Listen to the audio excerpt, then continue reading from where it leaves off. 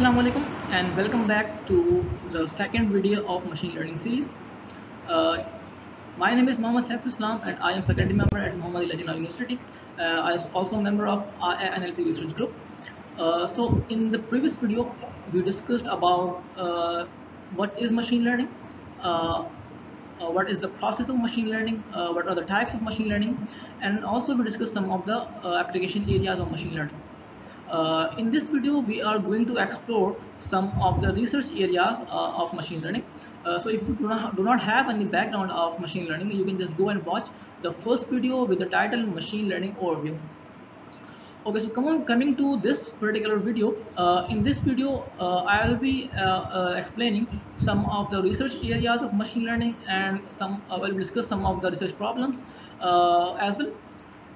This video is particularly beneficial for those students who are either in undergrad or in graduate studies and are going to just start their project or thesis. I came across many queries from different students when they start their projects or their research-based projects or thesis. They do not have any idea from where to start. They just know that they have to work somewhere in data sciences, they have to work somewhere in machine learning, but they do not have any clear idea from where they should start or what's the roadmap to explore their interests. What are the application areas where they can work on machine learning. So in this video, we are going to explore those areas where you can apply machine learning solutions and solve the problems. Okay, now coming to the outline of today's lecture.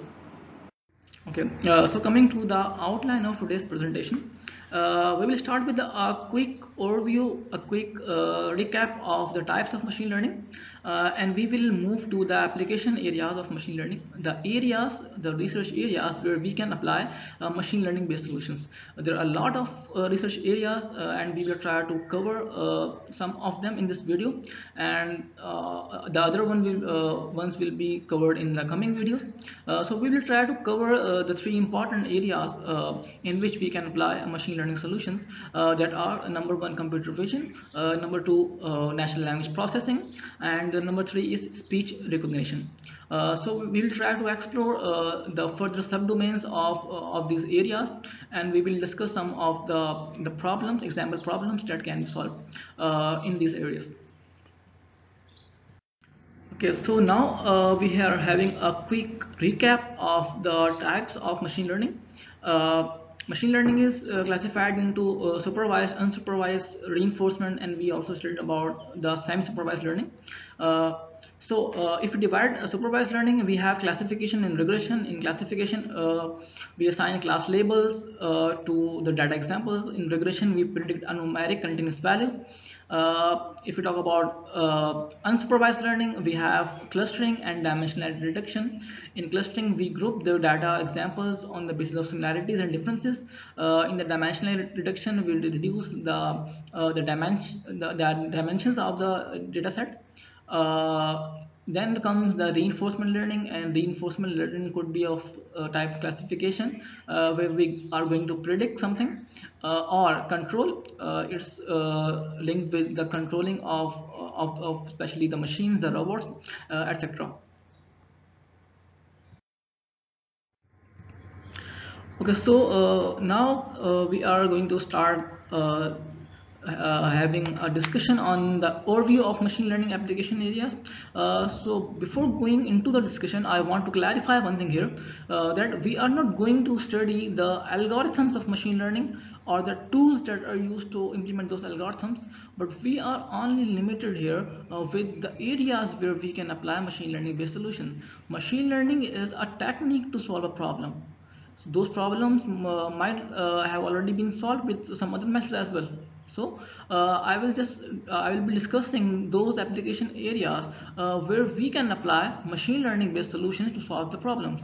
So we are not going to discuss individually the machine learning algorithms in this video.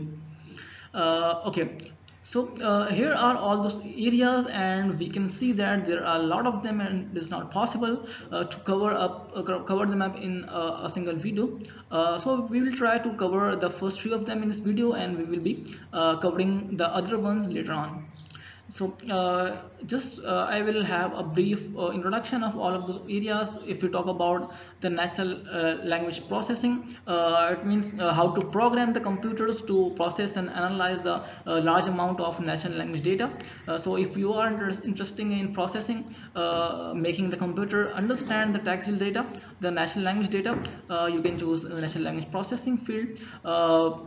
Then comes computer vision. In computer vision, we are actually making the computers that much intelligent so that they can interpret and understand the visual world, the visual data, the data that is based on the images and the videos. So if you are interested in the field of computer vision, where you want to work with the images and videos, and making the computers able to interpret and understand the data, the visual data, then you can choose the field of computer vision. Then comes the speech processing. Speech processing is actually a process where we analyze, we process, we recognize, and we segment the audio signals. So if you are interested in working with the audio data, the audio based data, and on the speech segmentation or recognition systems, then you can choose the field of speech processing. Then we have predictive analysis, and we discussed about predictive analysis when we were discussing about the regression. Predictive analysis is actually a technique to identify the likelihood of future outcomes based on the historic data. So if you are interested in predicting something, predicting the stock market prices, or predicting some sales of your company, and problems like that, you can choose predictive analysis, the field of predictive analysis. Then we have the recommender system. Recommender system are actually capable of predicting the future preference of a set of items for a user, and then recommend the top items for them. So if you are interested in the recommender system, it's also a very good field and very broad field. You can also work in the field of recommender system as well. Then we have bioinformatics, where we collect and analyze the complex biological data, such as the genetic data, and we try to do classification of the data, and we try to predict some genetic codes as well. So if you are interested in bioinformatics, you can choose this field as well. Then comes the social networking analysis. Social network analysis is actually a process of gathering and analyzing the data from the social networks, such as you have Facebook, you have Instagram, you have LinkedIn, and you have Twitter. So actually the purpose of social network analysis is to track the opinion of the people about certain companies or certain products, and to know the opinion of people through the social media. So this is called social network analysis. Then comes robotics.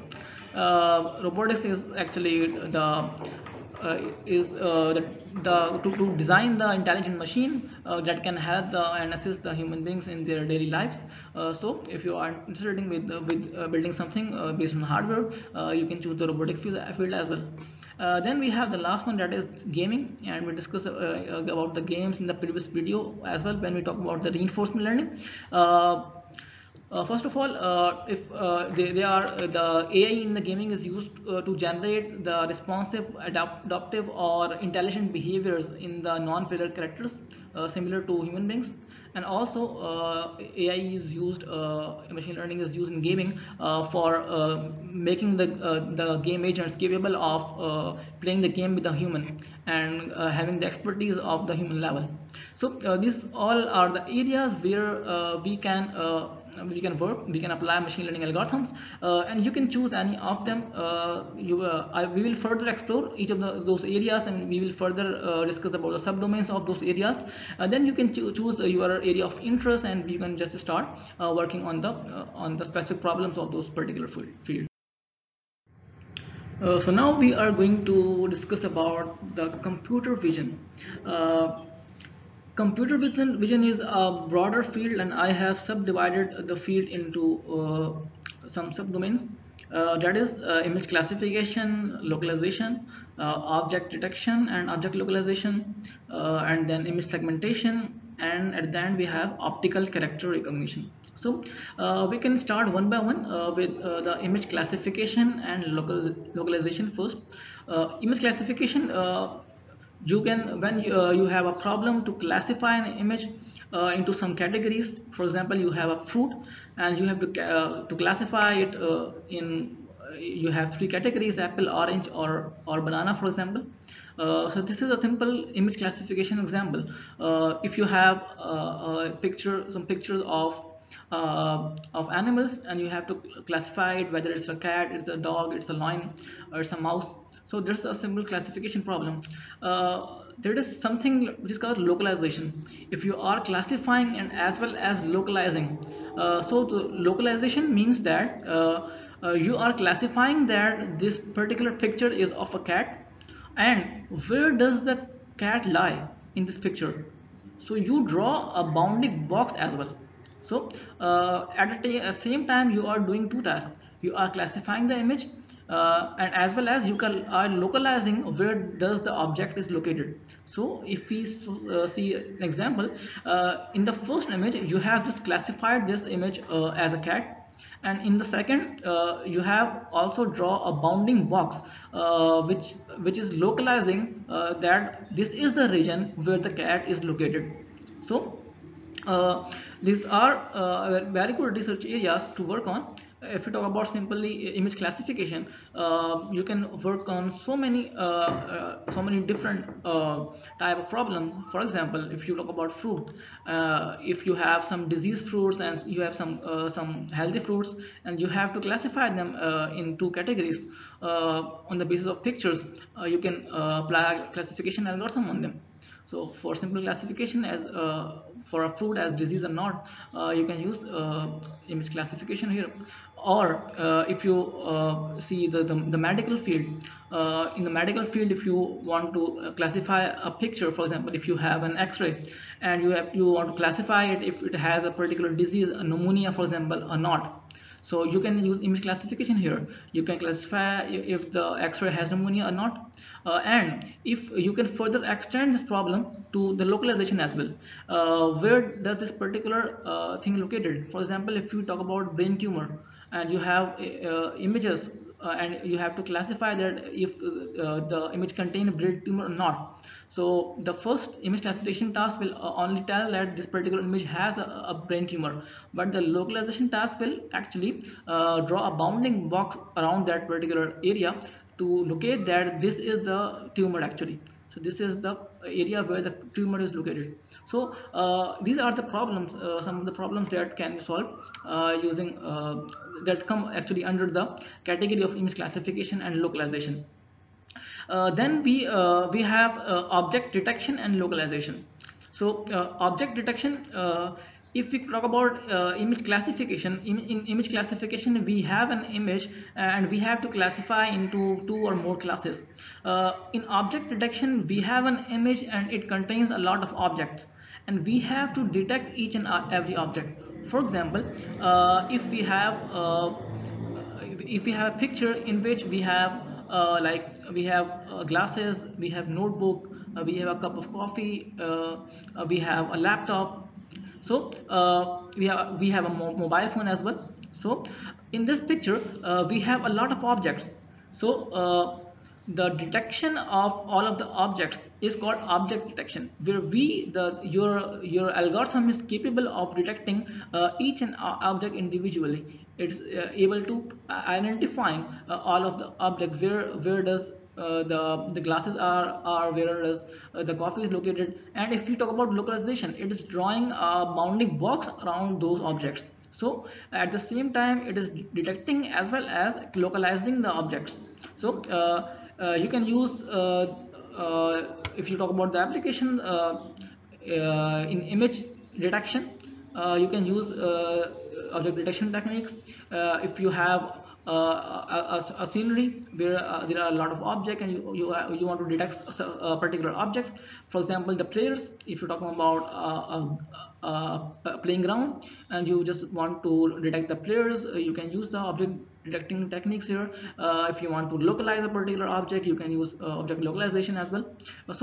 In those problems where you are interested to detect some particular object in a picture, and also you want to know the position of those particular pictures, then you can use the object detection and localization.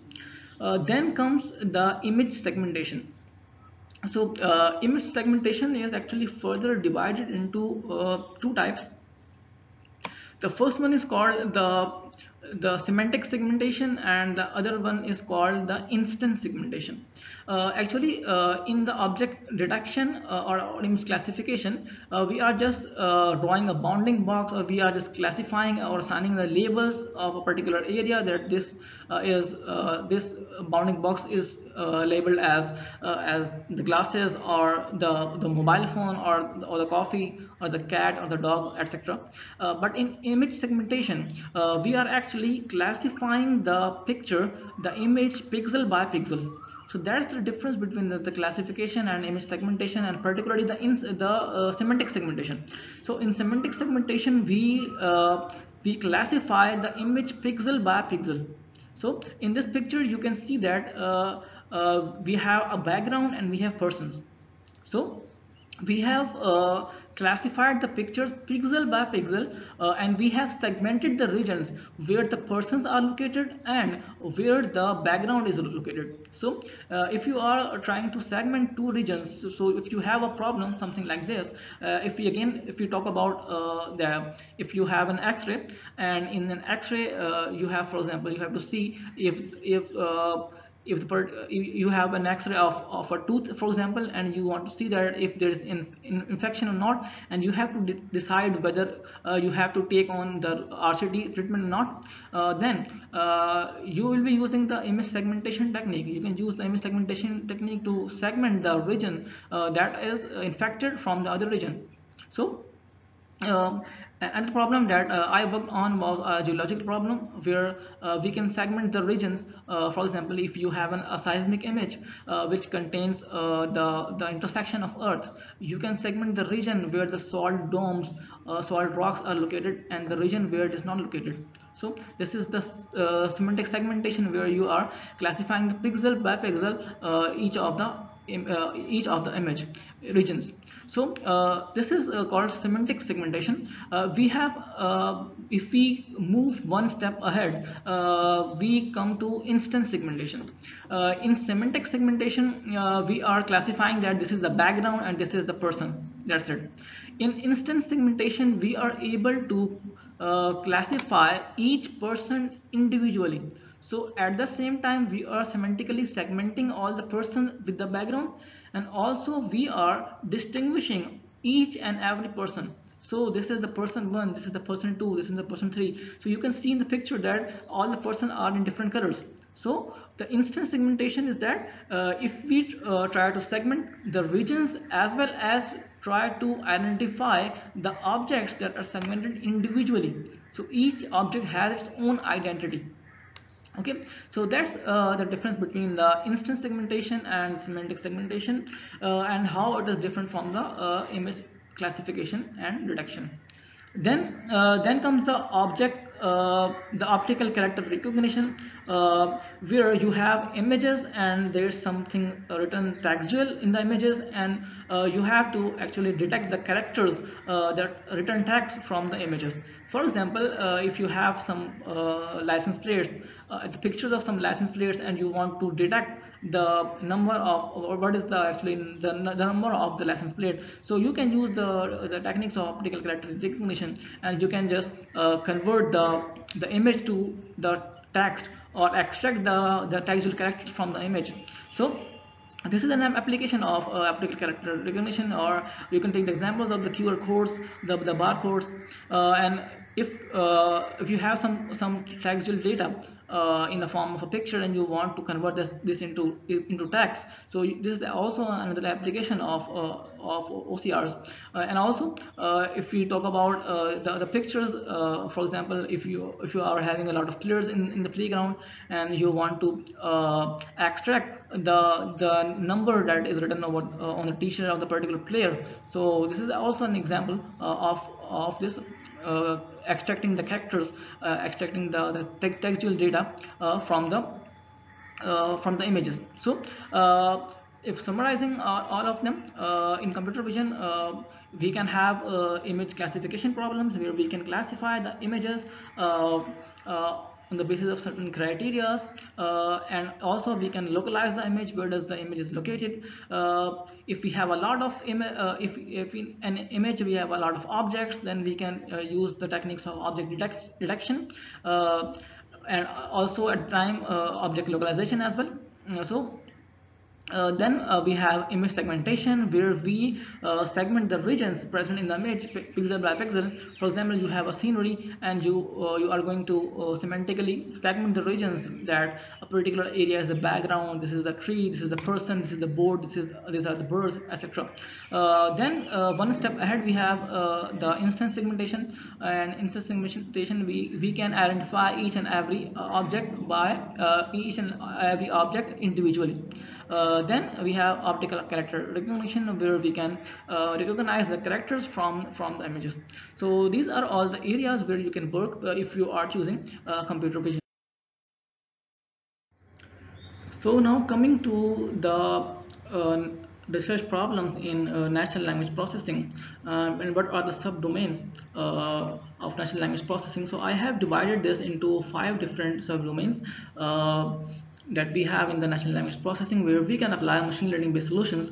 There are natural language generation, text summarization, topic analysis, sentiment analysis, and opinion mining, and then we have computer human dialogue systems. Starting with the natural language generation, AI is now able to generate the natural language from the structured as well as unstructured data. So from the unstructured data, using machine learning algorithms, AI is now able to generate theme-based poetries, short stories, short articles, short novels, and even if you have structured data, so from converting the structured data into reports, written in the natural language. So these are all the application of natural language generation. So if you are interested in natural language generation, you can choose this field. Then comes the text summarization, and there are actually 2 types of text summarization: the extraction based and the abstraction based. In the extraction based text summarization, only the keywords or key phrases are picked from a text, from, for example, an article or a paragraph, and these are then merged together to form a summary. In abstraction based summarization, not only the keywords are just picked and joined together, but the whole phrase is rewritten in the natural language. So these are the differences between the expression and the abstraction based summarization. If you talk about the application, the problem areas, you can summarize the stories, you can summarize the articles, you can summarize even the novels as well. So if you are interested in the field of text summarization, you can start working on it. Then comes the topic analysis, and in topic analysis we have 2 things: the document classification and topic modeling. Most of the time these are considered as the same, but they are actually different. If we talk about the document classification, in document classification you have actually a set of predefined topics associated with the text you have, and this is actually a supervised learning method. So if you talk about document classification are supervised learning based methods, where you have the text as well as the labels or the topics with them, and you pass them to a machine learning algorithm, and at the end you can pass some unseen text, and it will classify the text into a particular topic that is predefined. But in the topic modeling, this is an unsupervised method. At the end of your topic modeling analysis, you actually receive a collection of documents that the algorithm has just grouped. It has just grouped or clustered them using the unsupervised learning algorithm. And as well as you also get the cluster of words and the expression that are used to actually infer the relation between them. So in the topic modeling, if you have the data but not the labels, you can use the topic modeling where it will automatically classify and group the documents, and it will give the key phrases that have the common in them. Then we come to the sentiment analysis, and again sentiment analysis is a broader field, and I have divided this into four: fine-grained emotion detection, intent-based semantic analysis, and aspect-based semantic analysis. If you talk about the fine-grained sentiment analysis, fine-grained semantic analysis actually provides something more precise, like the level of the polarity, and breaking them into different categories. You can say that the positive or the negative, or rating your particular text into the in rating from scale of 1 to 5 or 1 to 10. So this is a precise value that we receive in the fine grained systems, either the polarity positive or negative, or if we talk about in the categories of 1 to 4, the star rating of 1 to 4, for example. So this type of in this type of problems are actually they come under the fine grained, and this is the fine grained semantic analysis. Then we have the emotion reduction, where instead of the positive or negative or a scale between 1 to 5, we actually get the emotions, for example happy, sad, frustrated, shock, angry or sad. So instead of just the polarities, we get the emotions in the result. Then it comes the intent based and the aspect based segmentation, oh sorry, sentiment analysis. So if you talk about the intent based analysis, it actually analyze the and recognize the actions that are behind the text, with addition to the opinion. For example, if you have a product on you have a review of a product on a particular website, and the review says that the camera of a particular product is not working, then this is action based or intent based sentiment analysis, where you have to take some action on this particular review because the camera is not working. So there should be some alert that should be passed on to the customer support team. Then we have the aspect based semantic analysis, and the aspect based semantic analysis, it actually gathers the specific component that is being positively or negatively mentioned. For example, if you are giving a review of a mobile phone and you have mentioned that the camera of the mobile phone is not good, or the speaker of the mobile phone is not good, or the battery life of the mobile phone is not good. So the aspect based segmentation will take the review, not the wholly negative, completely negative, but actually the part that particular component which has been stated as negative. For example, it will not take the comment as the product is bad, it will take the comment as the camera is not good, or the battery life is not good, or the particular sound quality is not good. So this is called actually the aspect based sentiment analysis. So there are a lot of applications in semantic analysis. You can work on it. Then coming to the computer human dialogue systems, and it's also a very good field. For example, in different websites, you have seen that you have virtual assistants, like chatbots, which are ready to help you. You can just write your queries, and they automatically give you some results. So computer human dialogue systems are actually a system where we can communicate using text with the computers. So it's actually divided into three types. three phases actually. The first phase is the natural language understanding, then comes the dialogue management, and then comes the natural language generation, which is actually the first part we discussed here. So in computer human dialogue system, we actually talk about how do the computer reacts to humans, to the natural languages.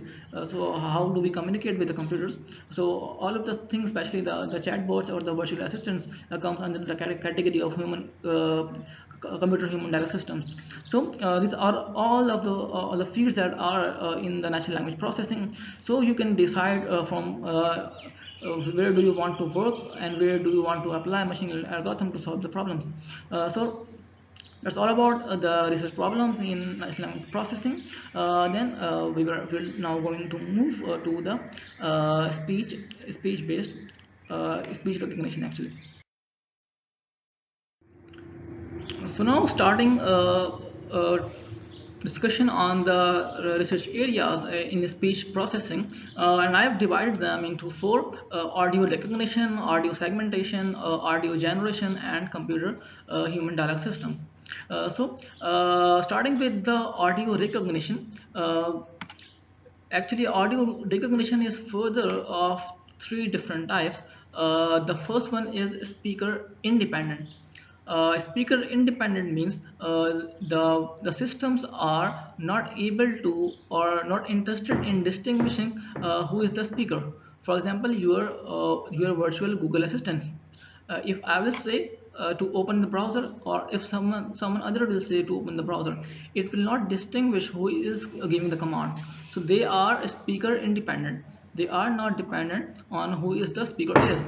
But there are some systems that are speaker dependent, and which is actually the field of speech recognition, where the system can where the system can analyze, where the system can recognize the speech of each and every person. So if I will give the command to particular command to the system, it will recognize, but if some other will give the same command, it will not recognize. So these are the speaker dependent systems.